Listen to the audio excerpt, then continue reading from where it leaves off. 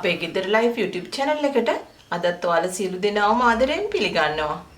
අද අපි රුලන් ටොෆි හදමු. අද මම රුලන් ටොෆි ටිකක් වැඩියෙන් හදනවා. මේ තියෙන්නේ හදාගත්ත රුලන් ටොෆි වලින් කොටසක්. මම ඒ ටික වැකුම් පැක් කරා. ඒ වගේම මේ වගේ ලේබල් එකකුත් ගහගත්තා. ඔයාලටත් මේ විදිහට හදාගත්තාම පිටරට ඉන්න දරුවෙක්ට උනත් යවන්න පුළුවන්. අපි බලමු රුලන් ටොෆි එක කොහොමද හදන්නේ කියලා. මේ ට්‍රේ එක තමයි අරගත්තේ. සාමාන්‍ය ප්‍රමාණයේ කෑලි කපා ගන්නව නම් මේකේ කෑලි 35ක් විතර කපා ගන්න පුළුවන්. මේ ට්‍රේ එකේ පළල අඟල් 10යි, දිග අඟල් 12යි, උස අඟල් 3 කාලයි. මේ ට්‍රේ එක ස්විස් රෝල් හදන ට්‍රේ එකක්. මම ඒකට පාර්ච්මන්ට් පේපර් එකක් දාගත්තා. ඔයාලට පාර්ච්මන්ට් පේපර් එකක් දාගන්න අවශ්‍ය නැහැ. ට්‍රේ එකටම රුලන් ටොෆි මිශ්‍රණය දාගන්න පුළුවන්. අපි මෙහෙම පාර්ච්මන්ට් පේපර් එකක් දාගත්තාම රුලන් කෑලි යට කොටසත් හොඳ නීට් එකට තියෙනවා. ඔයාලා ව්‍යාපාරයක් විදිහට රුලන් ටොපි හදනවා නම් පාර්ච්මන්ට් පේපර් එක වෙනුවට ඔයිල් පේපර් එකක් දාගන්න. එහෙම දාලා ගත්තාම රුලන් ටොෆි එක කපනකොට ඔයිල් පේපර් එකත් එක්කම රුලන් කෑල්ල කපලා වෙන් කරගන්න පුළුවන්. මම දැන් පාර්ච්මන්ට් පේපර් එක උඩින් තෙල් ටිකක් ගා ගන්නවා. ඔයාලා පාර්ච්මන්ට් පේපර් එකක් දාගන්න නැත්නම් තැටිය හොඳට තෙල් ගා ගන්න.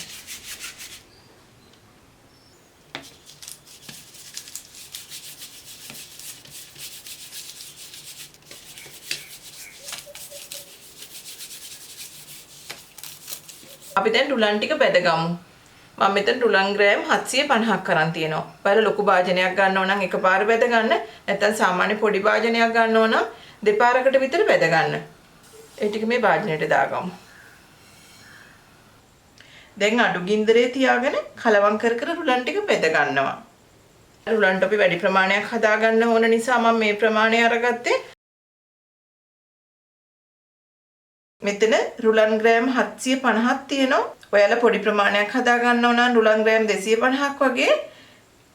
එතකොට රුලන් ග්‍රෑම් 250ක් අරගෙන ඉතුරු ඒවා තුනෙන් එකක ප්‍රමාණය අරගන්න. මේ විදිහට රුලන් ටික කලවම් කර කර බෙද ගන්න. රුලන් ටික බෙදුනහම සොඳ සුවඳක් එනවා. ඒ වෙලාවට ලිප ඕෆ් කරගන්න. මේ විදිහට කලවම් කර කර රුලන් ටික බෙදගමු. මම අද රුලන් ග්‍රෑම් 750කින් රුලන් ටොෆි හදන්නේ. ඔයාලටත් මේ විදිහට වැඩිපුර හදාගත්තාම ළඟ එන සිංහල අවුරුද්දට අවුරුදු කැම්මේසයට තියන්නත් පුළුවන්. ඒ වගේම ගෙදරට එන අමුත්තන්ට සංග්‍රහ කරන්නත් පුළුවන්.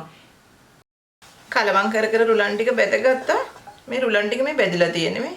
රුලන් ටික බෙදුනහම හොඳ සුවඳක් එනවා. ඒ සුවඳ එනකම් හිමින් සැරේ කලවම් කර කර බෙද ගන්න. ගොඩක් ගින්දර වැඩි කරගන්න එපා. එහෙම වුණොත් එහෙම රුලන් ටික පිච්චෙනවා. දැන් බෙදගත්ත රුලන් ටික භාජනෙන් අයින් කරගමු. බෙදලා දාගන්න රුලන් ටික අතුරුලා වගේ දාගන්න.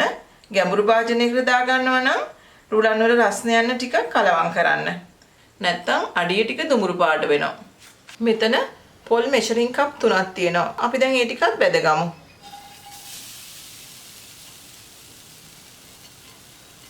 පොල් ටික බෙද ගන්න උගත් කලවම් කර කර බෙද ගන්න ඕන.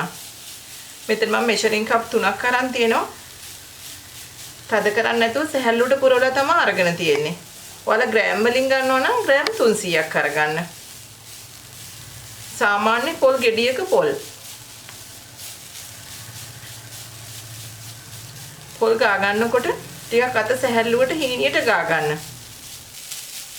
ලිප අඩු ගින්දරේ තියාගෙන පොල් ටික මේ විදිහට කලවම් කර කර රන්වන් පාට වෙනකම් බෙද ගන්න.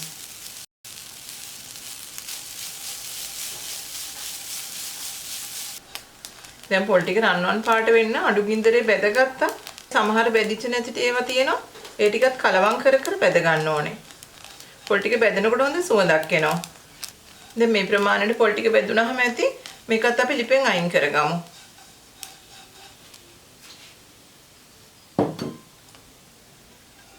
මෙතන මම සීනි ග්‍රෑම් 600ක් අරන් තියෙනවා.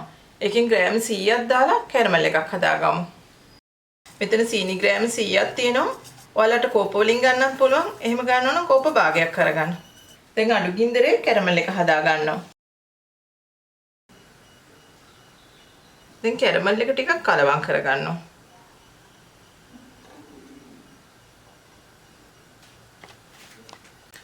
කැරමල් එක තව ටිකක් කලවම් කරගමු.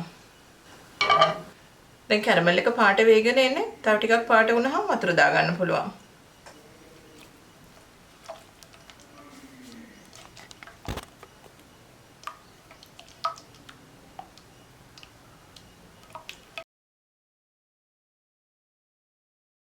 කැරමල් එක මේ ප්‍රමාණයට ගත්තාම රුලන් එක ගොඩක් තද පාටට එන්නේ නැහැ. ඔයාලට රුලන් කෑලි ගොඩක් පැණි පාටට ඕන නම් කැරමල් මිශ්‍රණය තව ටිකක් වෙලා ලිපේ තියලා අරගන්න. මේ ගාන්න කැරමල් එක පාට වුණාම ඇති. මම මෙතන වතුර කෝප්ප එකමාරක් අරන් තියෙනවා. ඒ ටික දාගන්නවා. මෙතන මම අරන් තියෙන්නේ ඇල් වතුර.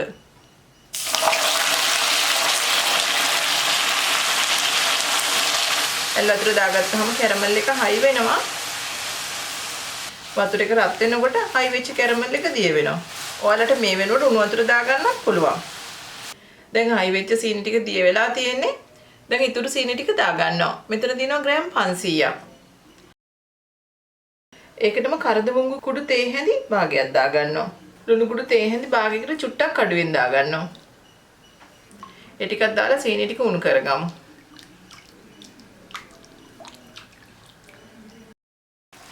දැන් සීනි ටික දිය වෙලා තියෙන්නේ.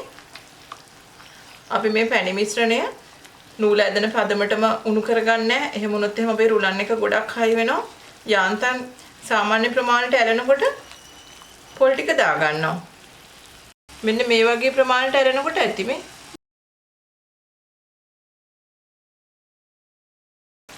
දැන් සීනි පැණි එක පෙන්න දාලා උතුරනවා.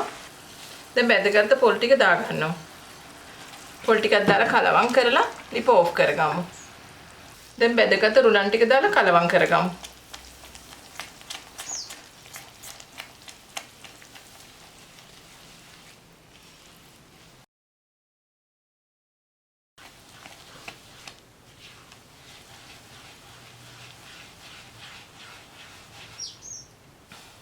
දැන් රුලන් ටික දාලා මේ විදිහට හොඳට කලවම් කරගන්නවා. දැන් ලිප ඕෆ් කරලා තියෙන්නේ. ඔයාලා වැඩි ප්‍රමාණයක් හදා ගන්නකොට ටිකක් හයිය හැන්දක් අරගන්න ලී පත්තක් වගේ එකක්.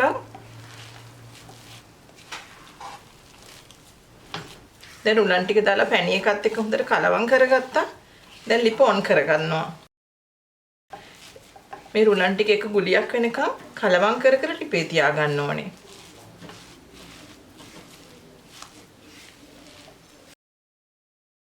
මම රුලන් ටොපි හදා ගන්නකොට කරදමුංගු කුඩු දාගත්තේ. ඔයාලට මේ වෙනකොට වැනිලා දාගන්න පුළුවන්. ඒ වුණාට කරදමුංගු කුඩු දාගත්තාම රුලන් වලට ආවේනික රස එනවා. මෙන්න මේ වගේ එක ගුලියට එනකන් රුලන් එක ලිපේ තියා ගන්න ඕනේ. මෙන්න මේක තමයි රුලන් එකේ පදම. දැන් තෙල් ගාගත්ත ට්‍රේ එකට දාගමු.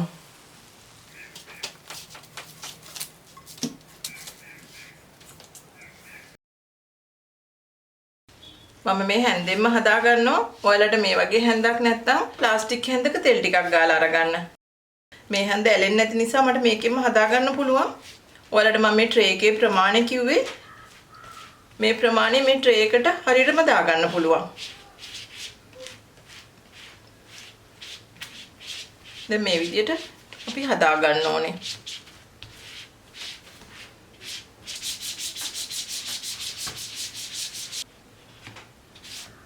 මේ දාරවලට යන විදිහට හොඳට හදා ගන්න ඕනේ.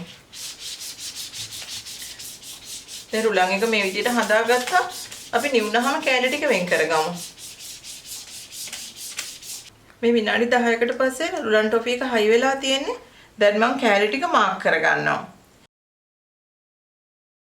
කෑලි ටික මාක් කරලා තැටිය නිරට අරගෙන කෑලි ටික වෙන් කරගමු.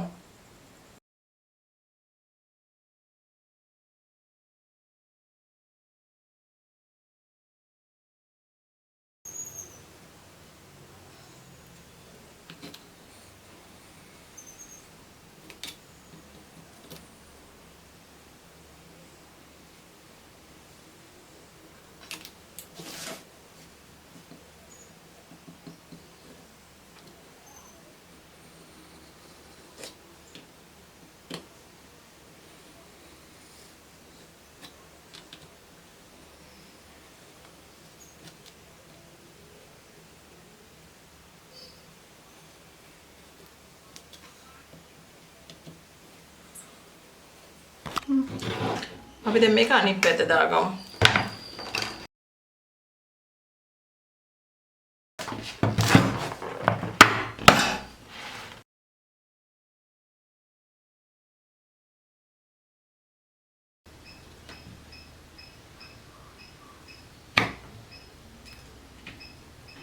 ට්‍රේ එකෙන් එළියට අරගත්තා. දැන් කෑලි ටික වෙන් කරගමු.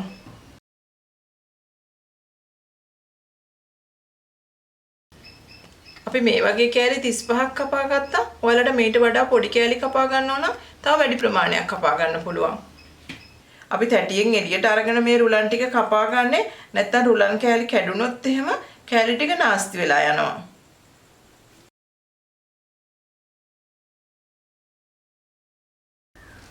මේ තියෙන්නේ අපි හදාගත්ත රුලන් ටොෆි කඩලා බලමු. ඔයාලත් මේ විදිහට රුලන් ටොෆි හදාගත්තාම ඔයාලා ළඟ එන අලුත් අවුරුද්දට කෑම මේසෙට තියාගන්නත් පුළුවන්. ගෙදරට එන අමුත්තන්ට සංග්‍රහ කරන්නත් පුළුවන්. එහෙනම් ඔයාලත් මේ විදිහට රුලන් ටොෆි හදලා හැමෝමත් එක්ක රස බලන්න. අපි ආයෙත් අලුත් වීඩියෝ එකකින් හමු වෙමු.